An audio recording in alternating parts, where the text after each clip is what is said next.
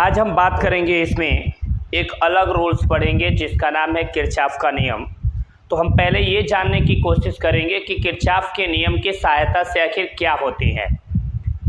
जब हम अभी इसको डीपली स्टडी करेंगे तो सिर्फ इससे एक ही रिजल्ट निकलेगा कि किरचॉफ के नियम की सहायता से जो परिपथ दिखाया गया है उस परिपथ का प्रतिरोध ज्ञात किया जाता है और उस परिपथ में बहने वाली धारा का मान ज्ञात की जाती है। यानी इसमें जितने प्रतिरोध लगे हैं उसका कुल प्रतिरोध भी निकालने का काम आ जाता है। इसमें बहने वाली धारा का मान भी निकाला जा सकता है, इसके सिरों पर विभवांतर का मान भी निकाला जा सकता है। तो प्रश्न ये है यहाँ पे कि जब इन परिपथों को हल करके धारा विभवांतर प्रतिरोध का मान निकालने के लिए हमारे पास ऑलरेडी ओम ने एक नियम जब दे ही दिया था, तो फिर किरचॉफ के नियम की आवश्यकता यहाँ क्यों पड़ी? क्योंकि ओम के नियम भी किसी भी परिपथ में बहने वाली धारा का मान, प्रतिरोध का मान, विभवांतर का मान ओम के नियम की सहायता से निकाला जा सकता है। तो फिर किरचॉफ के नियम की आवश्यकता क्यों पड़ी? तो काफ़ी स्टडी करने के बाद देखेंगे जब संरचनाएं बहुत ज़्यादा जटिल हो जाती हैं, जब ये समझ पाना कन्फ्यूजन में हो जाता है कि कौन से ये प्रतिरोध श्रेणी क्रम में है और कौन से प्रतिरोध समांतर क्रम में है, जब इस चीज़ को पहचान पाना संभव नहीं लगता है तो हम उस पर ओम का नियम लागू नहीं कर सकते हैं। तो ऐसी दशा में ओम के नियम को हटा करके उसके जगह पे किरचॉफ का नियम इस्तेमाल किया जाता है, क्योंकि किरचॉफ का नियम जटिल से जटिल संरचनाओं को आसानी से हल करने में सक्षम होता है। तो आपसे कोई पूछे कि ओम के नियम रहते हुए किरचॉफ के नियम की आवश्यकता क्यों पड़ी, तो हम यही जवाब देंगे कि ओम के नियम जटिल से जटिल संरचनाओं को हल करने में सक्षम नहीं है, जबकि किरचॉफ का नियम जटिल से जटिल संरचनाओं को हल करने में सक्षम है। इसलिए ओम के नियम की अपेक्षा किरचॉफ का नियम ज़्यादा बहुमूल्य हुआ। अब हम क्या करेंगे, उसी किरचॉफ के नियम को पढ़ेंगे कि किरचॉफ ने विद्युत परिपथ से संबंधित दो नियम दिए। जो पहला नियम कहलाया धारा का नियम, क्योंकि वह धारा से रिलेटेड था। दूसरा नंबर वह संधि का नियम कहलाया, क्योंकि संधि से भी रिलेटेड था। तो किरचॉफ ने दो नियम दिया, उस दोनों नियमों को हम दो दो तीन तीन नामों से जानते हैं। किरचॉफ के पहले नियम को हम ये भी कहते हैं, किसी बुक्स में आता है धारा का नियम, संधि का नियम। किरचॉफ के दूसरे नियम को आता है किरचॉफ का द्वितीय नियम, वोल्टता का नियम या पास का नियम। दोनों सेम होता है, तीन नाम है, तीनों सेम नाम होते हैं, लेकिन थोड़ी सी डिफरेंट ये हो जाती है कि अगर सिर्फ हम एक नाम से पढ़ लें तो बोर्ड परीक्षाओं में अगर दूसरे नाम से क्वेश्चंस आ जाए तो समझने में थोड़ी असुविधा होगी। इसलिए किरचॉफ के तीनों नियमों को समझना जरूरी है। दोबारा सुन लीजिए, तीनों नामों को समझना जरूरी है। दोबारा सुन लीजिए, किरचॉफ के पहले नियम को तीन नामों से जाना जाता है। पहला किरचॉफ का प्रथम नियम, धारा का नियम, संधि का नियम। किरचॉफ के दूसरे नियम को भी तीन नामों से जाना जाता है। पहला किरचॉफ का लूप का नियम, दूसरा वोल्टता का नियम, तीसरा किरचॉफ का द्वितीय नियम। तो इन दोनों नियमों को समझने से पहले परिपथ से रिलेटेड कुछ बेसिक कंसेप्ट होते हैं, छोटे छोटे इसमें कुछ डेफिनीशन होते हैं, कुछ छोटे छोटे आर्टिकल होते हैं जिन्हें समझना हमें ज़्यादा ज़रूरी होता है। जैसे मैं उन आर्टिकल को समझाने की बात कर रहा हूँ, जैसे हमारे पास ये बहुत से जटिल संरचनाएं हैं जिसमें हमें ये पहचान कर पाना संभव नहीं है कि कौन से रेजिस्टेंस श्रेणी क्रम में है और कौन से समांतर क्रम में है। इसलिए इसमें जिस मेथड का इस्तेमाल होगा वह कहलाएगा किरचॉफ का नियम। इसमें देखिए, किरचॉफ के नियम को समझने के लिए हमें तीन वर्ड का ध्यान देना जरूरी होता है। पहला होता है संधि, दूसरा होता है शाखा और तीसरा होता है पास। तीन नियम समझना जरूरी है। पहला क्या होता है? संधि, दैट मीन्स जंक्शन, ये इसकी इंग्लिश होती है जंक्शन। दूसरा होता है शाखा, इसकी इंग्लिश होती है ब्रांच। और ये होता है पास, जिसकी इंग्लिश होती है लूप। तीन ये हैं, तीन कॉन्सेप्ट इसका समझना जरूरी है। पहला मुझे ये डिफाइन करना है कि संधि किसे कहते हैं। तो बायोलॉजी में हम पढ़े हैं कि वह स्थान जहाँ दो या दो से अधिक हड्डियां एक साथ मिलती हैं उन्हें संधि कहते हैं। तो इसमें हम ऐसा परिभाषा नहीं दे देंगे कि वह स्थान जहाँ से दो या दो से अधिक धाराएं होकर जाती हैं उसे संधि कहते हैं, ये गलत हो जाएगा। इसमें संधि को समझने के लिए उस पॉइंट को आप संधि नाम दोगे जहां धाराओं के जाने के कम से कम 3 रास्ते होंगे। तो जिस पॉइंट पे धाराओं का 3 या 3 से अधिक जाने के मार्ग होंगे उनका नाम हम रखेंगे संधि, और 3 से कम मार्ग वाले मोड़ होते हैं इसमें संधि नहीं होते हैं। तो हम इस परिपथ में देखेंगे, ये एक जटिल संरचना है, इसमें संधि कहाँ पे है। तो हम ढूंढेंगे जहां पे 3 या 3 से अधिक रास्ते हों, वह स्थान जहां से धाराओं के गुजरने के कम से कम 3 रास्ते हों, 3 से अधिक जितने भी हो जाएं लेकिन कम से कम 3 रास्ते होने चाहिए, तो उसका नाम होगा संधि। इसमें देखिए संधि कहाँ पे है, हम यहाँ से आ रहे हैं तो ये एक पॉइंट दिख रहा है, यहाँ धाराओं के जाने के कितने रास्ते हैं तो हम गिन सकते हैं, 1 रास्ता है, 2 रास्ता है, 3 रास्ता है और ये 4 रास्ता। धाराओं के जाने का इस बिंदु से धाराओं के गुजरने के 3 से अधिक रास्ते हैं ना, तो इसका मतलब इसका नाम संधि है। क्या इस पॉइंट का नाम हम संधि रखेंगे? नहीं रखेंगे। क्यों नहीं इसका नाम संधि है? क्योंकि यहाँ धाराओं के जाने के सिर्फ कितने रास्ते हैं? 2, इसलिए संधि नहीं है, ये टर्न है, दैट मीन्स मोड़ है। फिर हम यहाँ आगे बढ़ रहे हैं तो देख रहे हैं ये पॉइंट मिल रहा है, यहाँ पे धाराओं के जाने के 1, 2, 3, 4 रास्ते हैं, इसका मतलब इसका नाम क्या है? संधि। फिर हम आगे बढ़ रहे हैं तो यहाँ भी धारा के जाने के 4 रास्ते हैं, इसका भी नाम क्या है? संधि। फिर जब हम यहाँ पे आ रहे हैं तो 1, 2, 3, 4 रास्ते हैं, इसका भी नाम संधि। यहाँ पे जा रहे हैं तो 1, 2, 3 रास्ते हैं, इसका भी नाम क्या है? संधि। तो हमारे पास अब संधि का डेफिनेशन देने के लिए वर्ड मिल गए हैं। वह कौन से वर्ड हैं? क्या डेफिनेशन देंगे संधि का? बिल्कुल सिंपल डेफिनेशन है संधि का। हम बोलेंगे वह स्थान जहां से धाराओं के गुजरने के 3 या 3 से अधिक रास्ते होते हैं उन्हें हम क्या कहते हैं? संधि कहते हैं। दोबारा क्या बोलेंगे? वह स्थान जहां से धाराओं के गुजरने के 3 या 3 से अधिक रास्ते होते हैं उन्हें हम क्या कहते हैं? संधि कहते हैं। तो हम चाहें तो यहाँ संधि का डेफिनेशन लिख सकते हैं अपने मन से, यहाँ शो कर रहा है, ये हम चाहें तो यहाँ संधि का डेफिनेशन लिख सकते हैं। संधि वह स्थान जहाँ से धाराओं के गुजरने के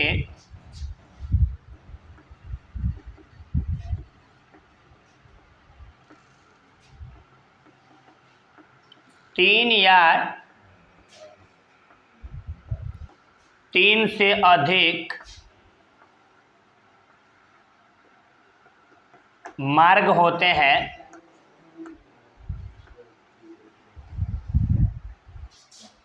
उन्हें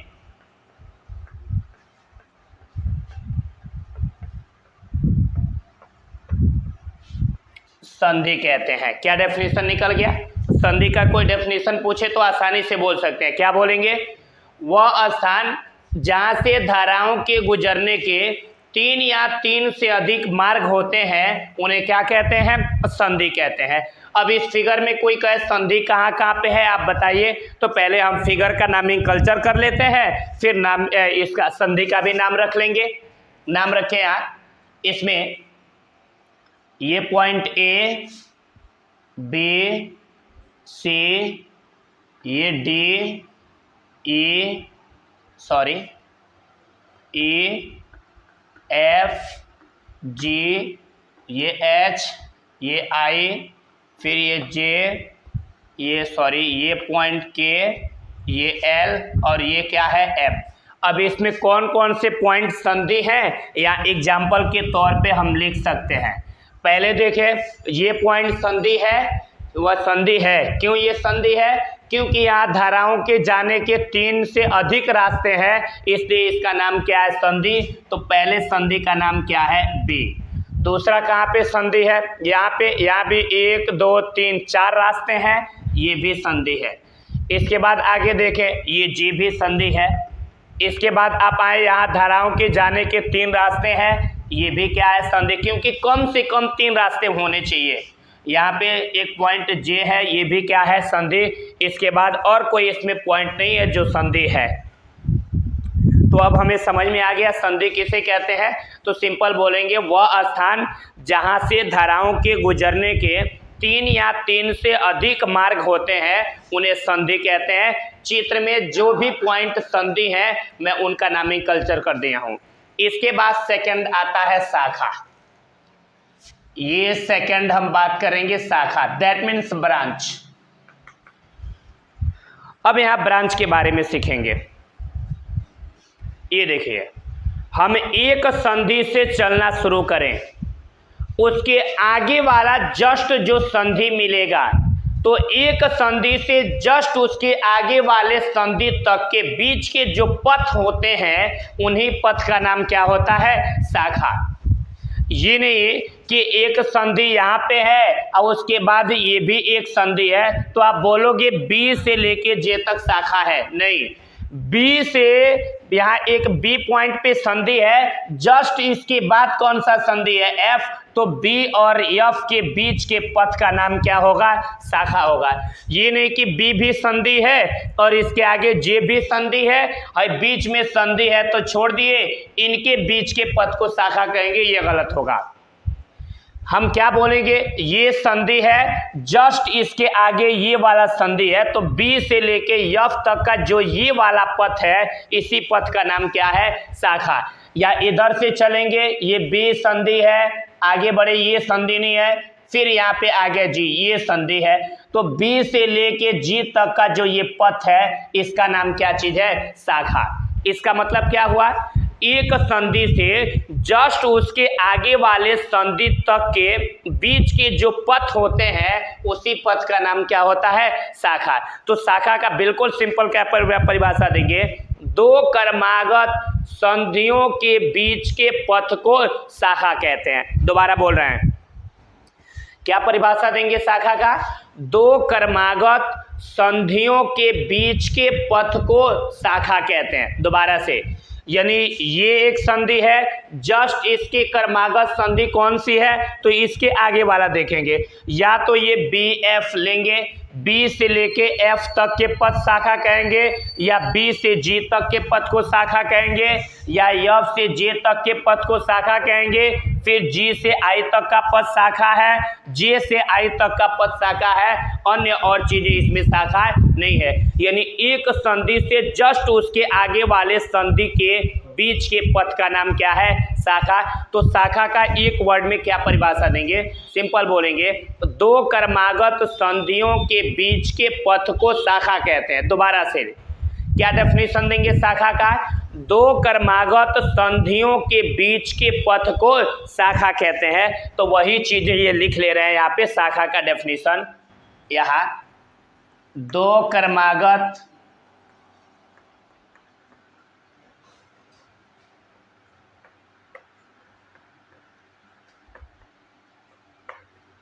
संधियों के बीच के पथ को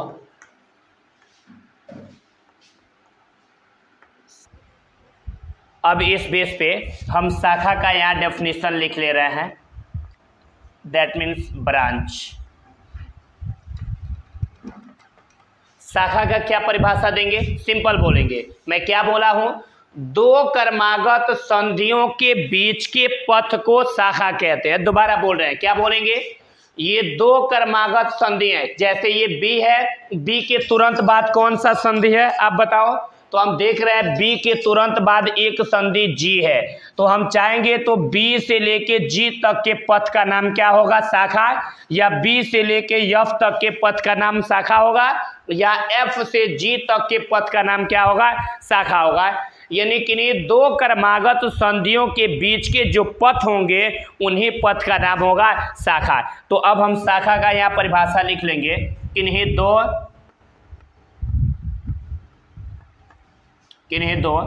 क्रमागत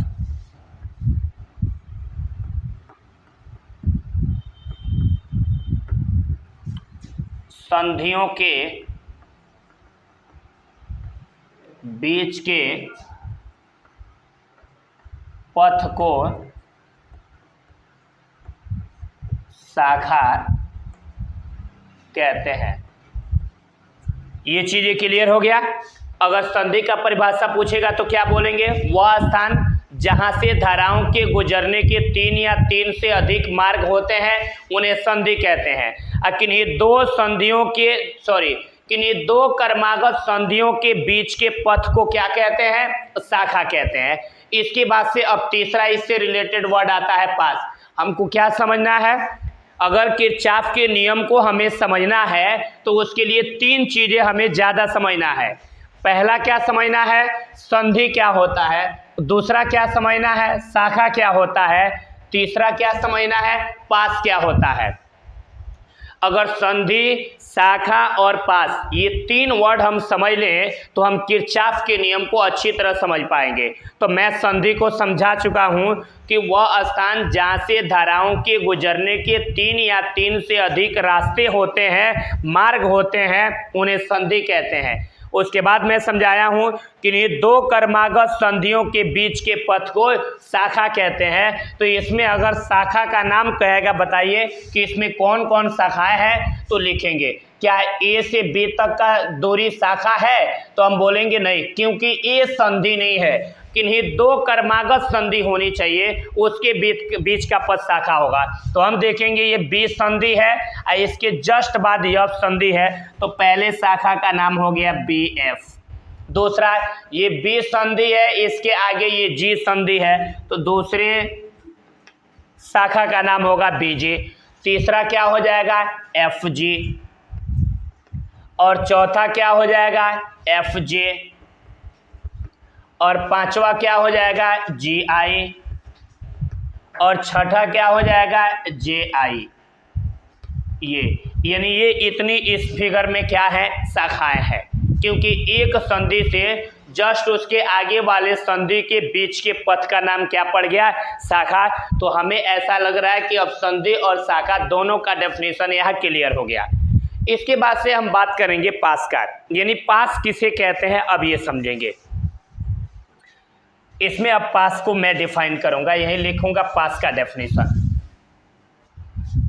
अब देखिए पास क्या होता है, मैं यहाँ डिफाइन कर रहा हूं। इसकी इंग्लिश होती है लूप, और सबसे ज़्यादा इसी की ज़रूरत है हम लोगों को, सबसे ज़्यादा पास की ज़रूरत है। अब क्वेश्चन ये है कि पास क्या होता है, तो इसका डेफिनेशन समझना बिल्कुल आसान होता है। हम एक संधि से चलना शुरू करें और पुनः उसी संधि तक वापस आने में जितने हम बंद पथ को प्राप्त करेंगे उसी बंद पथ का नाम क्या पड़ जाएगा? पास। यानी एक संधि से चलकर पुनः उसी संधि तक वापस आने में प्राप्त किए गए बंद पथ को पास कहते हैं। दोबारा सुन लीजिए, जिस संधि से चलना शुरू करें उसी संधि तक वापस आने पर जो बंद पथ प्राप्त होगा उसी बंद पथ का नाम क्या होगा? पास। ये याद होना चाहिए कि बंद पास होने के लिए हमें जिस संधि से, पहला तो संधि से चलना है और दूसरा जिस संधि से चलना है वहां पे वापस आना है। दैट मीन्स यहाँ देखिए, हम यहाँ एक पॉइंट, ये बी है, बी एक संधि है, मैं चलना शुरू कर रहा हूँ बी सी जी एफ बी, फिर यहीं पे आ रहा है तो ये एक बंद पथ मिल रहा है ना भाई, तो इसी बंद पथ का नाम क्या है? पास है।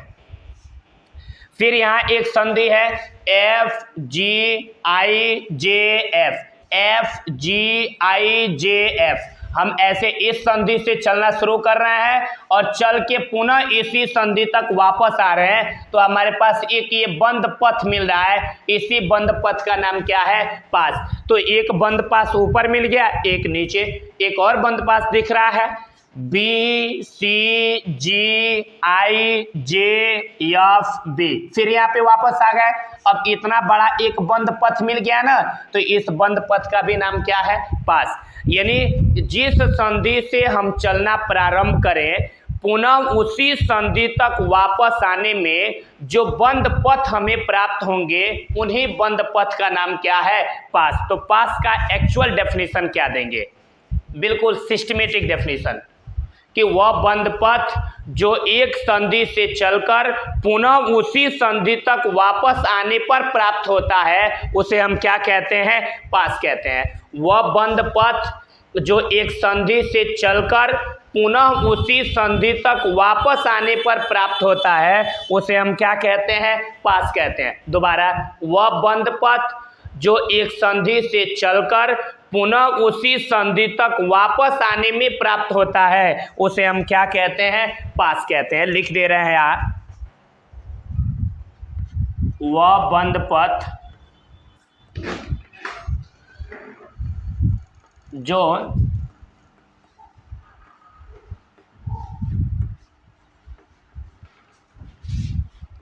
एक संधि से चलकर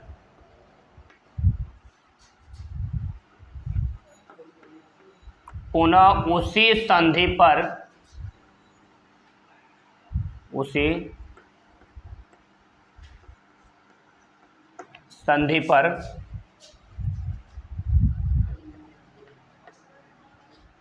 वापस आने में प्राप्त होता है,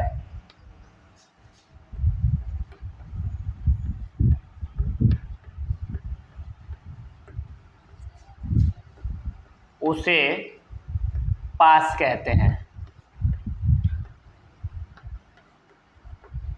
तो अब मुझे ऐसा लग रहा है कि किरचॉफ के नियम को समझने से पहले जो हमें ये 3 मेन चीज समझना था, शायद आपको समझ आ गया होगा। पहला मैंने क्या डेफिनेशन निकाला? संधि का। क्या संधि का डेफिनेशन दिया हम? वह स्थान जहाँ से धाराओं के जाने के 3 या 3 से अधिक रास्ते होते हैं, उसे संधि कहते हैं। इस फिगर में जो भी संधि आती, मैंने एग्जाम्पल में उस संधि का नाम लिखा। इसके बाद से आता है शाखा। हमने क्या परिभाषा दिया? एक संधि से चलकर किन्हीं 2 क्रमागत संधियों के बीच के पथ को हमने क्या नाम रखा? शाखा। यानी कोई 2 क्रमागत संधि है, इनके बीच में जो ये पथ मिल रहा है, इस पथ का नाम क्या चीज है? शाखा, दैट मीन्स ब्रांच। इसके बाद से आता है पास। तो पास का हमने क्या डेफिनेशन दिया कि एक संधि से चलकर पुनः उसी संधि तक वापस आने में जो बंद पथ प्राप्त होता है, उसी का नाम क्या है? पास। तो मैंने पास का डेफिनेशन भी लिख दिया कि वह बंद पथ जो एक संधि से चलकर पुनः उसी संधि पर वापस आने में प्राप्त होता है, उसे हम पास कहते हैं। ये 3 कंसेप्ट हमें समझना बहुत जरूरी था। मैंने इन तीनों कंसेप्टों को समझा दिया। तो ये पार्ट 1 है। फिर इसके बाद किरचॉफ का प्रथम नियम और किरचॉफ का द्वितीय नियम पार्ट 2 में हम बात करेंगे। पहले इसको तैयारी करना जरूरी है। Thank you.